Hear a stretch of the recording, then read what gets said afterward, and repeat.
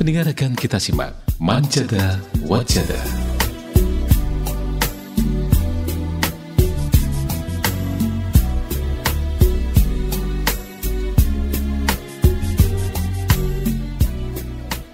Bismillahirrahmanirrahim. Assalamualaikum warahmatullahi wabarakatuh. Radio kesayangan Anda, Persada FM, pilihan pas kita dan keluarga. Siarkan kebenaran, tebarkan kasih sayang.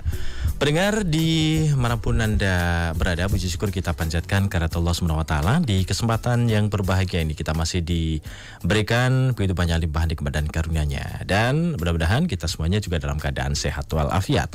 Pendengar di manapun Anda berada, untuk hari ini kita berjumpa edisi hari Kamis 13 Rajab 1445 Hijriah atau 25 Januari 2024. Dan pagi hari ini kita bersama dalam program Manjada Wajada.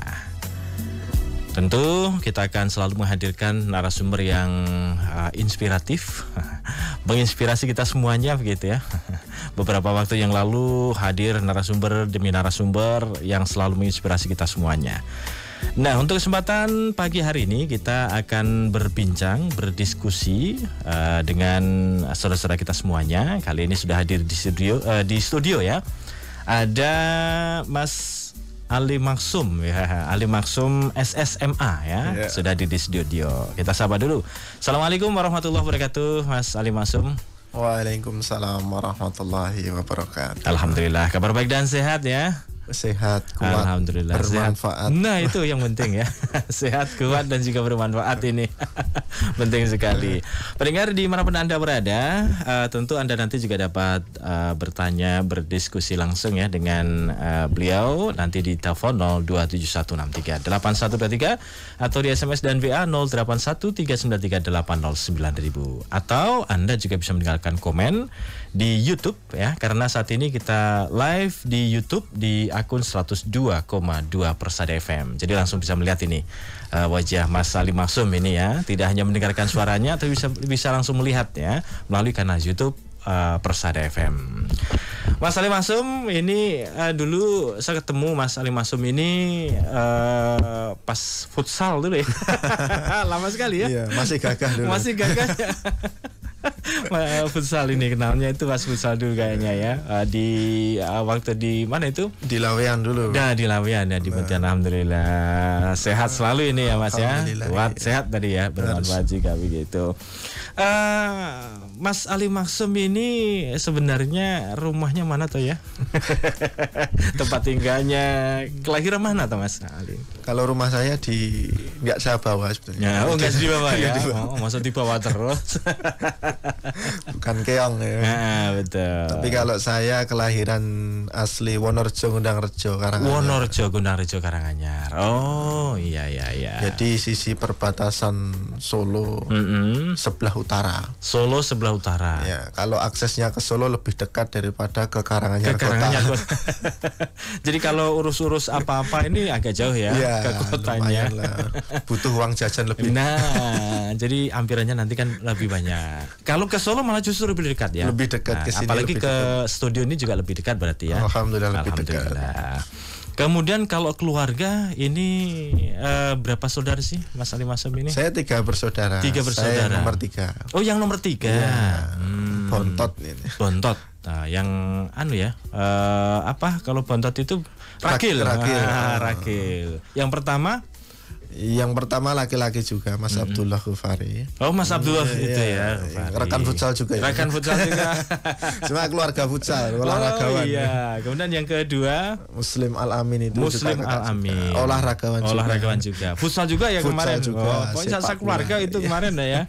Jadi 3 bersaudara ini diajak semua kemarin ya. Ya. Tema kita kali ini kita akan berbincang tentang anak muda yuk jadi pendakwa dan pengusaha. Wah. Kelihatan berat sekali. Berat sekali. Enggak, ringan ini. Oh, sudah dilakoni kok iya kan? Mengalir aja. Nah, mengalir ya, memang mengalir gitu ya. Dan ini dilakukan oleh Mas Ali Maksum ini ya, generasi-generasi dari Majelis Tafsir Al-Quran tentunya begitu. Insyaallah. Nah, akhir-akhir ini apa ini kesibukannya Mas Ali? Waduh, sibuk banget nih. Iya, harus disibukkan. Dengan kebaikan tuh harus. Nah, dengan kebaikan harus disibukkan. Dengan kemanfaatan harus. Wah, ini apa diantaranya? Kalau untuk mencari nafkah ya kita adalah usaha. Usaha nanti ada punya warung makan ayam bakar Alibaba. Kemudian juga ada RPA juga. Apa itu RPA? Rumah potong ayam. Oh, rumah potong ayam. Alibaba juga namanya. Oh iya, jadi kan kok cuma punya rumah potong aja. Wah, ini sekalian aja dimasak. Iya, sekalian dimasak. Gitu ya. Jadi hemat kos. Makanya saya biasanya juga disering Alibaba karena memang brandnya Alibaba punya. Brandnya Alibaba ya, bukan yang itu loh ya. Bukan yang dari jauh ya. Dari jauh. Iya, ini cukup dari Wonorejo. Produk lokal. Dan jadi kesibukannya harian memang ini ya. Ya utamanya tetap bekerja. Atau memang keluarga besar ya juga ini usahanya. Iya pasti itu mulai dari ya dikatakan darah daging saya itu memang darah bercampur dengan darah ayam. Karena usaha keluarga itu ayam. Keluarga besarnya ya, ayam ya. Mulai dari bapak, kakak. Orang tuanya siapa tahu namanya bapaknya? Bapak Kandam Hanafi. Oh, Pak Kandam Hanafi. Ya. Kalau warga Gunarjo 1 pasti paham ya. Pasti paham. Pasti paham dengan beliau. Nah, ini salah satu putra beliau yang meneruskan usahanya juga. Insyaallah. Meneruskan estafet dakwahnya juga Insyaallah gitu ya. Doa dari orang tua. Mustajabnya luar biasa. Jadi memang dari kecil sampai saat ini berada di Gunarjo terus ya? Iya. Atau pernah keluar gitu? Keluar paling dolan. Dolan ya, healing ya. Paling jauhnya ya paling cuman sehari 2 hari. Sehari pulang lah. Karena tetap kangen dengan. Tetap kangen. Jadi memang tidak pernah jauh dari keluarga begitu ya. Kuliah pun saya laju PP lah. Kuliah pun itu ya. Kemudian kalau dari pendidikan yang pertama SD di SD Al-Islam. LD Al-Islam di daerah Solo ya. Oh, Solo. Kemudian SMP MTA. SMP MTA. Kemudian SMA MTA juga. SMA MTA. Ya, jadi memang keluarga MTA ya harus di MTA gitu ya. Itu. Kemudian kalau kuliahnya di S1-nya? Sebelum S1 saya sempat di Mahat Abu Bakar. Oh, Mahat juga. Mahat Abu Bakar. Lulus ya? Enggak lulus. Oh, enggak. Jadi enggak selesai. Langsung lompat ke S1-nya itu di UNS Universitas 11 Maret jurusan sastra Arab. Mas. Wah, sastra Mau Arab bicara ini dengan bahasa Arab. Waduh, saya jadi insecure ini. Bahasa Arab itu ananahnu. Paling enggak kan bisa Assalamualaikum. Ya itu ya. Waalaikumsalam bisa jawabnya itu ya. Tanya jawabnya kan cuman itu. Kemudian jurusan sastra Arab. Kemudian yang terakhir kuliah S2-nya di S2 saya di UIN Sunan Kalijaga Yogyakarta. Oh, UIN Suka Jogja ya. Jurusan KTT. KTT itu apa? Kajian tengah-tengah. Kajian Timur Tengah. Oh, kajian Timur Tengah. Ini ada kaitannya juga dengan sastra Arab? Iya, karena Timur Tengah kan berbau-bau Arab ya. Jadi kontestasi politik, kebahasaan, kebudayaan dan lain sebagainya lah, kompleks lah. Kalau sastra Arab itu pelajaran yang dipelajari tentang apa sih Mas sebenarnya? Apakah bahasa Arab selalu atau memang kalau sastra ini kan apa ya? Keindahan ada sastra berbahasa. Oh gitu ya. Lebih ke itu ya berarti. Iya, termasuk Al-Qur'an adalah salah satu bukan salah satu karya sastra tapi mengandung sastra yang luar biasa. Jadi Al-Qur'an itu ada nilai-nilai yang digali itu rasanya itu maknyes gitu. Awalnya memang jenengan suka tentang sastra begitu atau bagaimana? Ya, awalnya jenengan memilih jurusan sastra. Ya jujur-jujuran ya sebetulnya itu karena ya terpaksa pengen kuliah aja. Terpaksa pengen kuliah. Tapi ternyata setelah masuk ya jatuh cinta juga. Jatuh cinta juga ya. Itu awalnya di S1-nya. Ya S1-nya itu. Ternyata iya kaya sekali. Sekali. Keindahan bahasa ini kalau dipelajari itu bisa membuat kita itu terlena. Waduh. Itu loh. Dan apakah memang di sisi lain ada darah seninya mungkin ya? ini kan juga ada kaitannya mungkin. Ya lama kelamaan terbentuk, Mas. Terbentuk gitu ya. ya? Lama kelamaan terbentuk. Memang kita harus membentuk diri kita itu sesuai dengan kebiasaan kita gitu aja. Dan ilmu-ilmu yang kita pelajari di sana ternyata membentuk karakter. Oh iya, kesenian berbahasa, membentuk kalimat-kalimat yang indah, guys. Itulah. Jadi bisa-bisa Masnya nanti tak gombalin nanti pakai bahasa Arab. Gombalin pakai bahasa Arab bisa ya. Dan nanti yang digombalin nggak paham loh, nggak tahu bahasa Arab loh. Yang penting amin gitu. Yang penting ya. Minimalnya itu ya, dikiranya amin. doa padahal gombal. Ada sebagian dulu padahal itu berbicara bahasa Arab. Ada yang mengaminkan ya, didoain. Itu nggak paham. Iya. Itu bahkan kita kan sama istri itu sama-sama lulusan sastra Arab. Jadi percakapan kita bahasa Arab itu dikira doa. Dan apakah memang di kebiasaan di rumah juga pakai bahasa Arab gitu mungkin? Iya, enggak juga. Jadi tapi sebetulnya bagus juga ini. Ya. Jadi ketika marah pakai bahasa Arab marah-marah itu nanti anak-anak beramin. Anak-anak kan nggak tahu ini sedang apa ya bapak ini ya. Ada pendidikan bagus mungkin. Dan ini nanti kan juga bisa tularkan ke anak kebiasaan berbahasa Arab berarti. Iya, kita ini istri juga jurusan sastra Arab. Kita cinlok. Cinta lokasi. Sama-sama jurusan sastra Arab di UNS ya? Iya, betul. Tahun berapa nikah? Nikahnya itu ya kalau perihal tanggal itu lupa. Sekitar tahun 2014 ya. Oh ya, awal. tanggalnya aja ya. Tahun 2014 awal. Januari itu awal tahun. Sudah dikaruniai putra? Ini tanyanya putra atau istri nih? Putra dulu. Kalau istri kayaknya istri tetap satu, insya Allah setia. Gitu kan, mantap kan ya? Mantap. Ibu, saya termasuk orang yang memperjuangkan kesetiaan. Tetap setia ya, dengan syarat anaknya banyak. Alhamdulillah anaknya saya 3 ini ya. Cowok semua ini. Cowok semua. Yang pertama usia 9 tahun. Usia 9 tahun. Ya. Yang kedua hampir 6 tahun ya. 6 tahun. Ya, yang ketiga ini 3 tahun. Oh ya, jadi ada selisih 3 tahun. 3 tahun ya. Oh, berarti ini saatnya nambah. Saatnya nambah. Tapi memang diperhitungkannya adalah ketika nanti saat masuk sekolah loh Mas ya. Iya, Diperhitungkan loh ya. Nanti jangan-jangan bareng yang pertama masuk SMP, yang kedua SD, yang ketiga ini. Kalau 3 tahunan resikonya itu. Iya itu ya resikonya. Tapi memang harus dilakukan ya. Iya, ini karunia dari Allah begitu. Harus dinikmati. Harus dinikmati. Mas Ali, ini kita berbicara tentang kalau Mas Ali ini kan pendakwah muda begitu ya. Nah, belum juga. Berusaha begitu ya. Di Majelis Tafsir Al-Qur'an kan juga ada generasi-generasi, kalau diistilahkan apa ya? Guru muda gitu ya atau bagaimana? Garuda ya. Guru daerah muda. Guru daerah muda juga, dan Mas Ali Masum masuk di dalamnya begitu. Ya, salah satu bagiannya. Bagaimana Mas Ali Masum melihat generasi saat ini yang ada di Majelis Tafsir Al-Qur'an begitu? Ya, terutama anak muda ya, karena memang untuk menarik anak muda itu untuk Gen Z, generasi Z ini memang perlu effort yang tinggi. Hobi-hobi, ketertarikan dalam medan dakwah itu harus diperhatikan sedemikian rupa. Kita harus menarik, kita harus tahu kebiasaan apa yang disukai dengan anak muda saat itu kita harus tahu juga, jeli juga. Misalkan tentang game, kita juga tidak bisa semena-mena melarang, tapi kita bagaimana memanage dengan betul-betul anak muda itu supaya silahkan ngegame, sementara kita persilahkan ngegame dulu, tapi sedikit demi sedikit kita gerus, kita ajak ke medan dakwah untuk beragama Islam dengan senang, dengan nyaman gitu loh.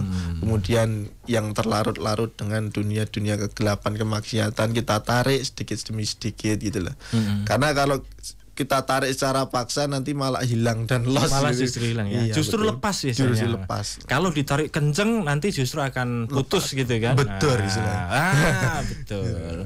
Jadi memang harus ada strategi yang dilakukan. Trik khusus lah untuk anak muda ini. Kemudian kalau kita melihat di internal Majelis Tafsir Al-Quran sendiri begitu ya, bagaimana perkembangan generasi muda yang ada di majelis ini, Mas? Alhamdulillah cukup baik ya. Apalagi ini juga Garuda ini paham.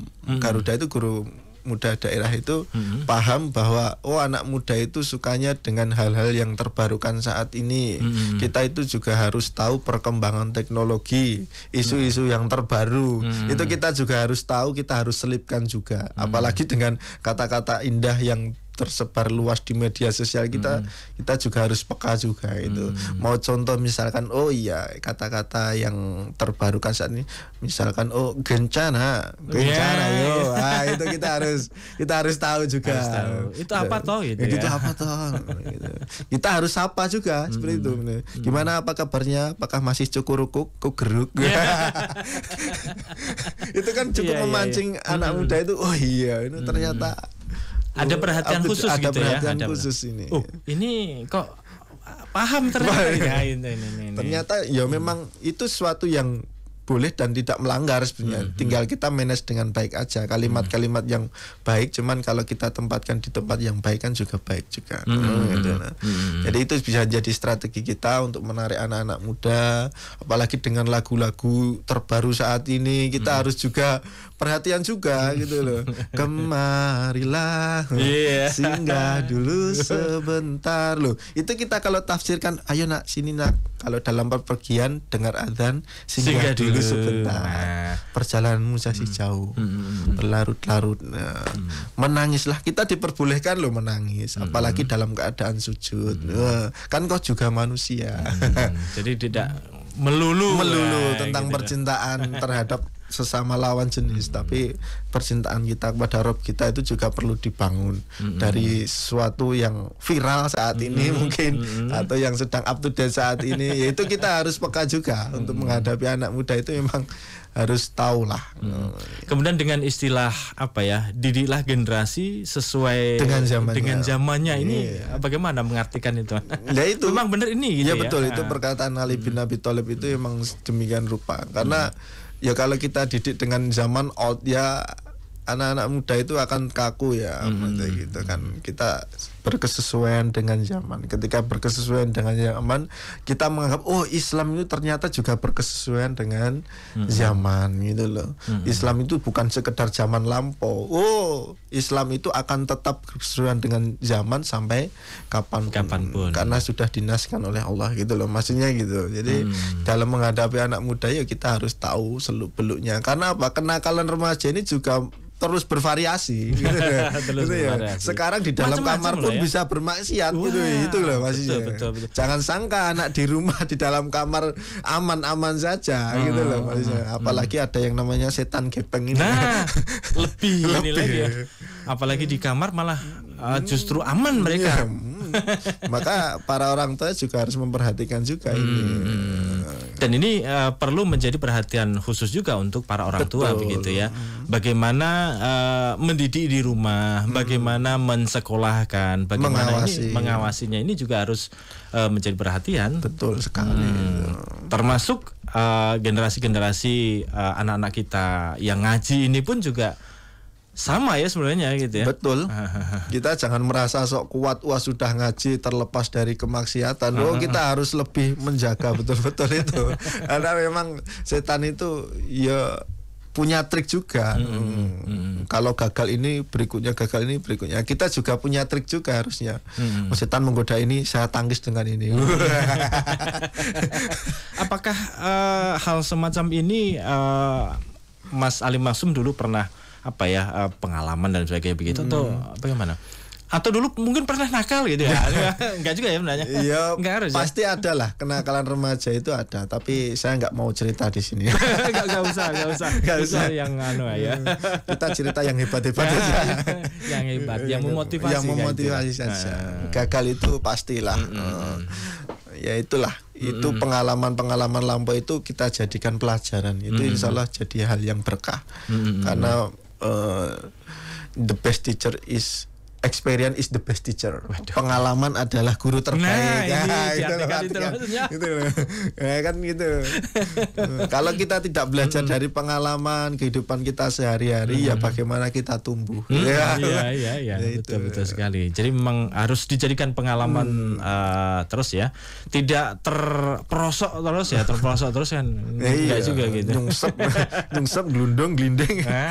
Terus enggak bangun-bangun gitu. Bangun. Ini beresiko gitu. Apalagi ada yang mungkin menjadi perhatian khusus adalah ketika orang tuanya mungkin ngaji, kemudian anaknya susah diajak ngaji. Ya, ini menjadi PR besar juga. Betul, gitu ya? Itu curhatan banyak bapak-bapak.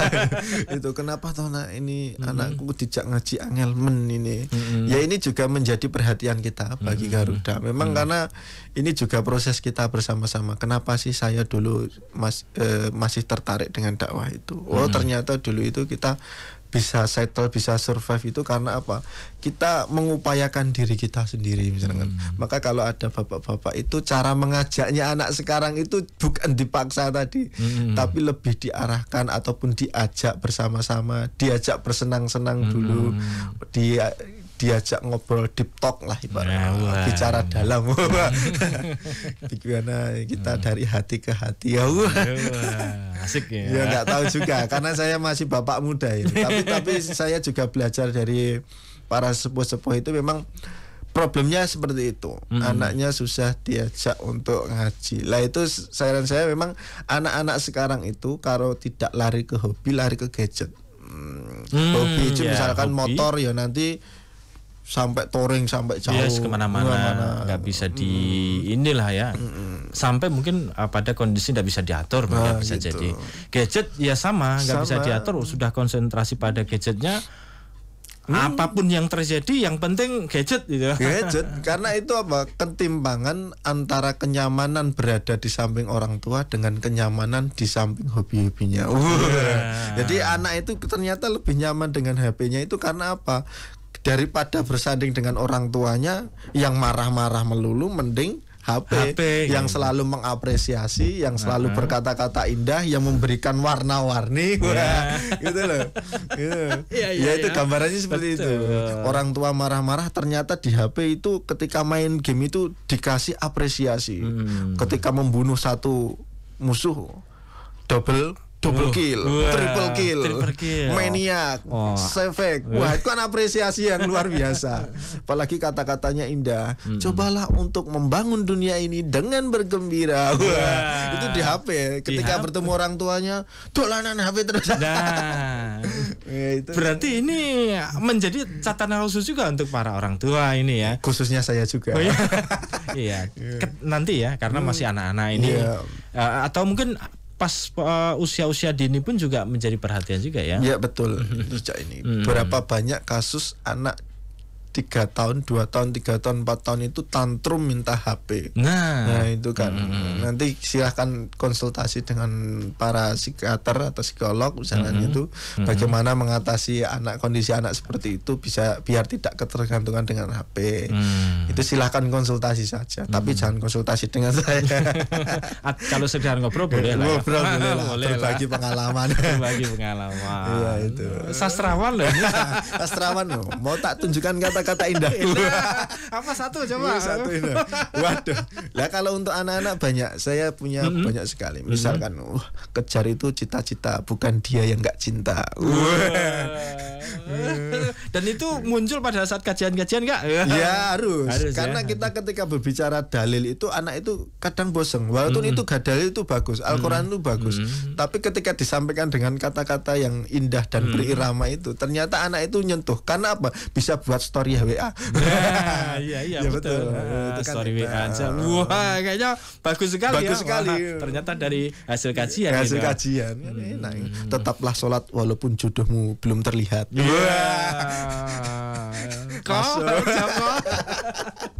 Ini ya menjadi perhatian. Wah, asik sekali nih obrolan. Tapi ini sudah setengah, kita rehat dulu ya Mas Adi. Pendengar dimanapun Anda berada, silahkan nanti Anda bisa komen di acara Manjada Wajada pagi hari ini di YouTube ya, karena kita langsung di YouTube di akun 102,2 Persada FM, atau Anda bisa di WA 081393809000. Jangan kemana-mana pendengar, kami akan segera kembali setelah kami hadirkan informasi yang berikut ini. Baik pendengar di manapun Anda berada, terima kasih untuk Anda masih bersama kami di pagi hari ini, tentu masih di program Manjada Wajada. Dan masih bersama narasumber kami di studio ada Mas Ali Maksum, SSMA, pendakwah muda sekaligus owner Alibaba. Owner Alibaba, asik sekali nih ya. Nanti kita juga akan berbincang tentang bagaimana usahanya juga gitu ya. Tentang rumah makan ayam bakar Alibaba. Yeah. Kemudian yang satunya tadi rumah potong ayam ya. Rumah potong ayam juga. Jadi sekaligus motong ayamnya dipotong, dijual sendiri juga ya. Nah, ini lebih irit lah nanti dia. Jadi mengupayakan itu juga. Kalau tadi berbicara tentang dakwah untuk generasi muda gitu ya. Ternyata generasi sekarang ya juga beragam gitu. Nah, tadi ada yang konsentrasinya dengan HP, kemudian betul. Hobi-hobinya tadi dikatakan, dan untuk mendakwahkannya pun juga harus punya strategi khusus gitu betul ya. Strategi khusus untuk bisa masuk ke anak-anak kita begitu. Nah, kemudian yang dilakukan Mas Ali Maksum ini untuk mendidik generasi kita ini bagaimana? Yang pastinya kita harus belajar juga. Kita harus memperkaya ilmu secara kemandirian, misalkan gitu ya. Juga harus belajar. Jadi ketika mau mengisi juga harus persiapan, belajar. Kadang saya itu juga heran. Kita belajarnya berhari-hari, tapi kita menyampaikan hanya 30 menit. Ya, hanya 30 menit. Tapi itu saya nikmati. Karena yang saya nikmati itu ternyata proses belajarnya. Bukan gitu proses penyampaiannya. Penyampaiannya adalah apa yang kita pahami sebenarnya. Dan kita juga harus peka keadaan di sekitar kita. Ketika audien kita di masyarakat itu ternyata ngantuk atau bagaimana, kita juga harus mencari trik-trik supaya tidak ngantuk, supaya attention kepada kita, perhatiannya kepada kita. Itu juga harus punya trik-trik khusus. Kita itu harus punya banyak jurus lah gitu. Ini penting ya. Hanya jurus. Apa salah satunya, Mas? Salah jurus ya, satu diajak interaksi. Kemudian diberi pertanyaan gitu. Kemudian mengajak ngobrol satu orang ataupun menjadi percontohan satu orang, diajak maju misalkan, atau kita tanya-tanya profil dan sebagainya. Terutama anak-anak itu tensinya kepada bapak-bapak lebih tinggi. Itu kan seperti itu. Kemudian kita cerita. Ternyata masyarakat ini mendengarkan cerita itu semangat juga. Perhatiannya itu lebih. Jadi makanya saya itu juga orang yang suka bercerita. Apalagi saya juga mengajar di salah satu sekolahan. Itu saya mengajar sejarah kebudayaan Islam dan sirah nabawiyah. Jadi saya suka bercerita, Mas. Jadi memang kalau bisa nanti nongkrong sama saya tak ceritain nabi-nabi. Oke, siap. Nanti ajak anak-anak ya. Wah, ini gitu kan. Sambil di rumah makannya sambil cerita. Wah, asik sekali. Dan itu trik yang digunakan ya gitu ya. Yang digunakan karena perhatian nanti juga akan masuk. Jadi mereka juga tidak sibuk sendiri ya, jadi gitu. Audien itu kalau sudah nyaman maka kita menyampaikannya itu sampai gitu. Apalagi cerita-cerita yang disisipi ini pasti. Apalagi sirah dan sirah para sahabat itu pasti menginspirasi luar biasa. Kemudian apakah juga menggunakan perkembangan teknologi kekinian gini, Mas? Misal dengan gadget, proyektor dan sebagainya gitu. Itu untuk informasi-informasi yang penting tetap digunakan. Itu untuk perkembangan. Apalagi visual ya. Para audien itu juga menyukai visual. Tapi kalau visualnya hanya tulisan itu tidak disukai juga. Kalau visualnya itu gambar, film, itu pasti attentionnya lebih ya. Pasti lebih. Kalau hanya tulisan itu memang kurang. Jadi upayakan ketika kita menyampaikan itu, kalau memang menggunakan teknologi proyektor ya kita upayakan perbanyak gambar, dipersedikit kalimat. Kalimatnya cukup kita menerangkan sebentar saja. Jadi saja. perhatian langsung ke proyektor gitu ya. Karena itu memang sudah ada penelitiannya, karena orang itu lebih mudah menangkap itu dengan gambar. Bahkan Confucian itu tokoh ya. Itu satu gambar mengalahkan 1000 kata. Betul. Jadi makanya ketika gambar gitu, wah, dimaknai sendiri, monggo langsung. Jadi pemahamannya itu lebih masuk gitu ya. Tambahan untuk kata-kata juga diperlukan tapi memang sedikit. Iya, betul. Kalau dulu kan menggunakan proyektor yang diletakkan itu HP apa ya? Iya, apa itu? Apa ya? Ya itu kan kan pakai tulisan terus ditempel. Iya, betul. Nah, itu mengalami juga ya. Ya, itu perkembangan lah. Makanya gitu ya. Ketika kita lihat iklan-iklan itu memang nggak banyak tulisannya, banyak gambarnya. Tapi kita paham kan? Betul. Kita harus tiru juga itu. Dan itu terus selalu ada inovasi berarti ya. Ada inovasi yang dilakukan oleh Mas Ali Masum salah satunya. Gitu. Iya, insya Allah kita harus terus belajar. Belajar itu tidak ada matinya. Sampai mati lah. Sampai mati ya. Minal mahdi ilal lahdi. Harus selalu belajar dan juga mengajarkannya. Harus. Porsi belajar sama mengajar itu harus banyak porsi belajarnya, Mas. Gitu ya, yang menjadi pemahamannya. Kalau saya harus belajar itu suatu yang wajib lah. Tidur kok belum belajar itu kayak kurang gitu ya. Belajar yang dimaksud ini bagaimana, Mas? Ya kita bebas. Satu, bisa mendengarkan ceramah di YouTube, monggo. Baca buku, monggo, silahkan.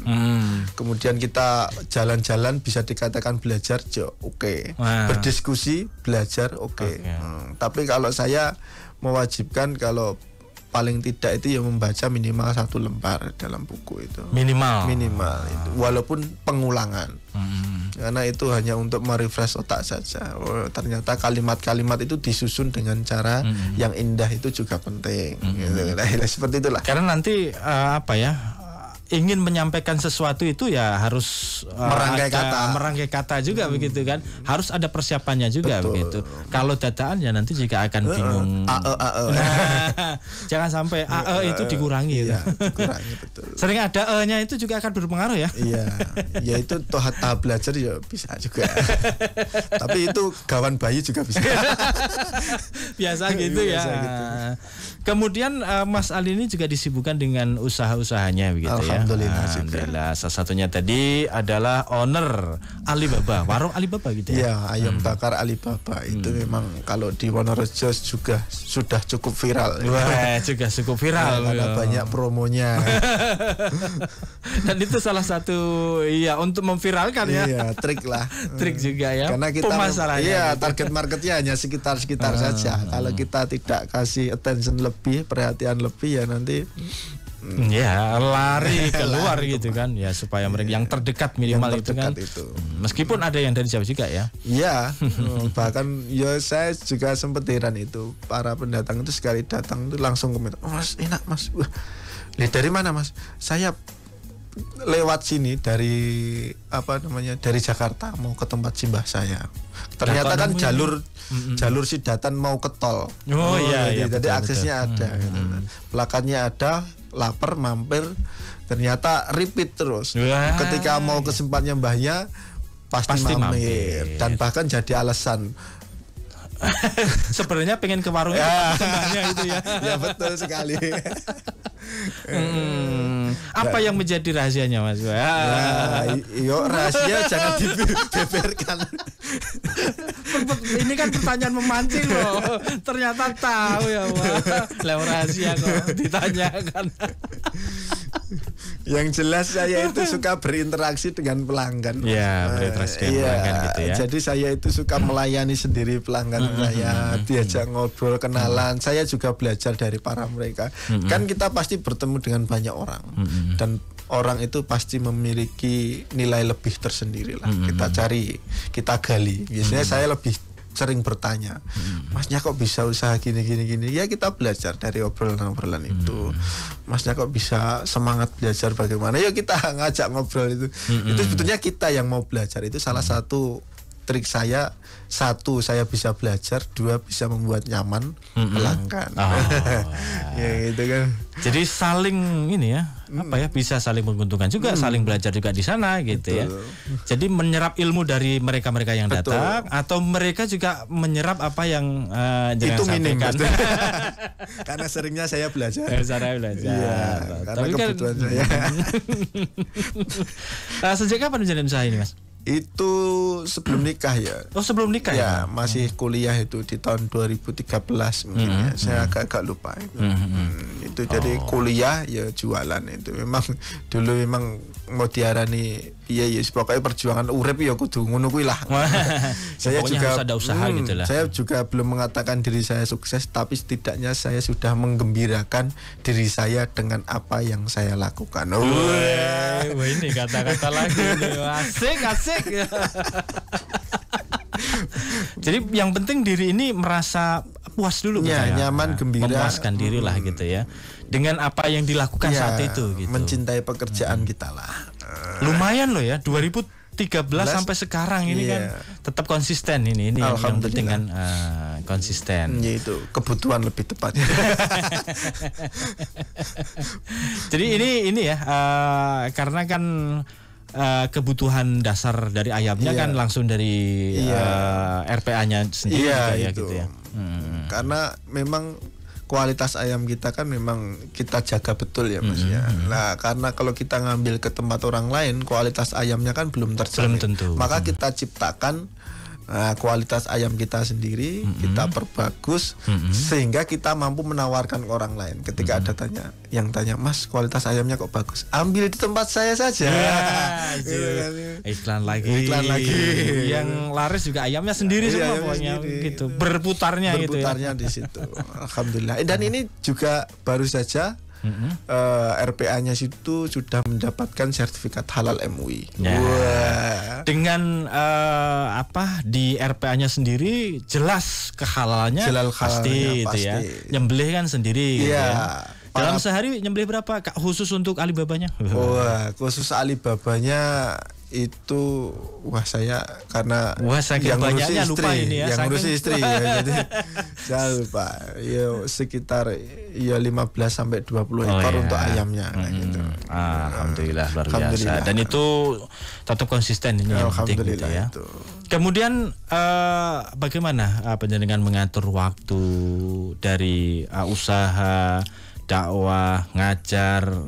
Wah, ini sibuk sekali gitu ya. Nah, bagaimana ini mengatur waktunya? Ya enggak sibuk-sibuk juga. Karena kan orang ini, Mas, bahasa Jawa.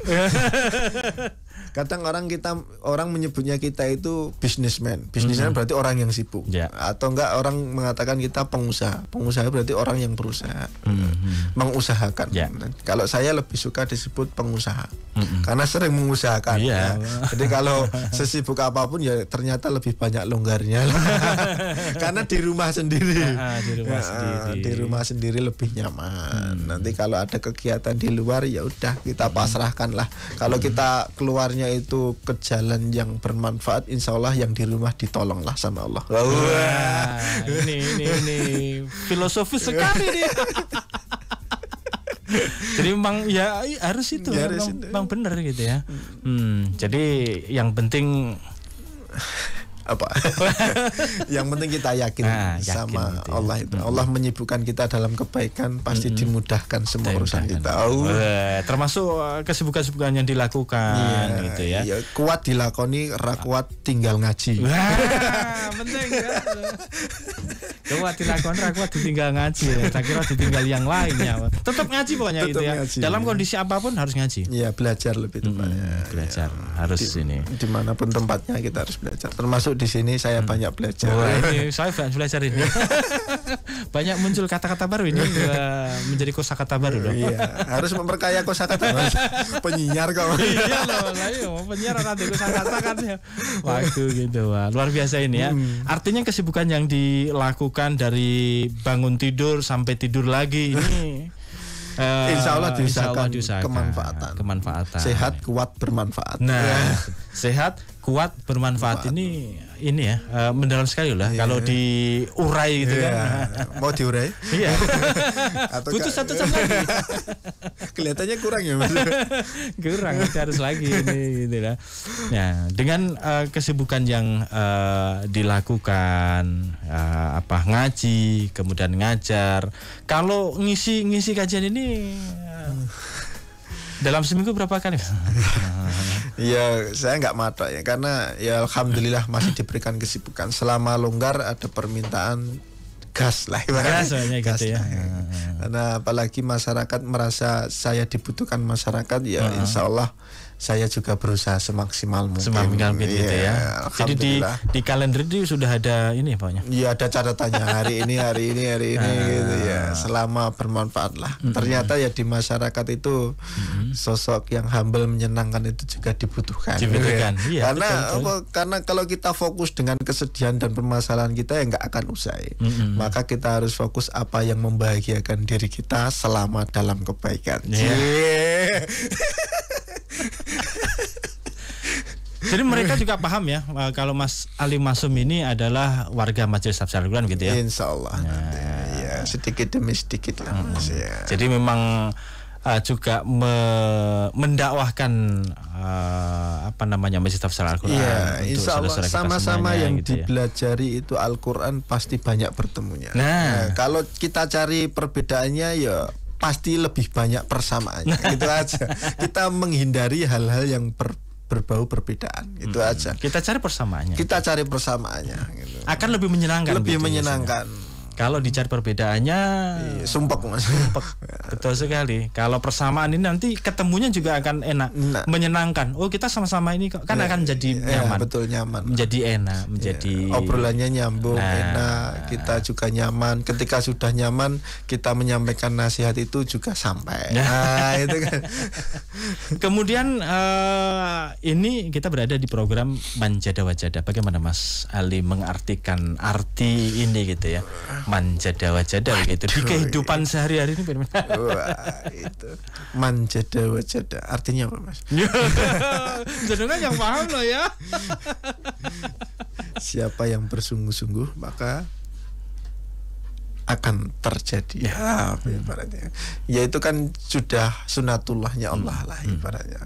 Kalau kita ingin sukses di dunia ya kita harus berusaha bagaimana kita menggapai kesuksesan. Yalah ibaratnya sederhananya seperti itu. Maka kalau saya mengejawantahkan kalimat itu, kita harus senantiasa menggulirkan kegiatan kita itu dari kebaikan satu ke kebaikan yang lainnya. Jangan sampai terselip di antara kegiatan baik itu kegiatan yang tercela ataupun yang buruk, yang buruk itu. Maka ketika kita sudah menggulirkan kegiatan yang baik itu, maka tujuan kita itu akan sampai. Hati kita nyaman, gitu. Rezeki kita lancar, ya terpenuhi, gitu. Kita dekat dengan manusia, tidak ada musuh, gitu. Kita dalam meringankan beban orang lain itu juga tidak mengungkit-ungkit. Walaupun kita dibalas dengan perbuatan buruk, perbuatan baik kita, itu urusan mereka. Kita nggak pernah mengungkitnya. Sudah dibaiki kok dibuati jahat. Saya nggak peduli. Yang penting saya berbuat baik.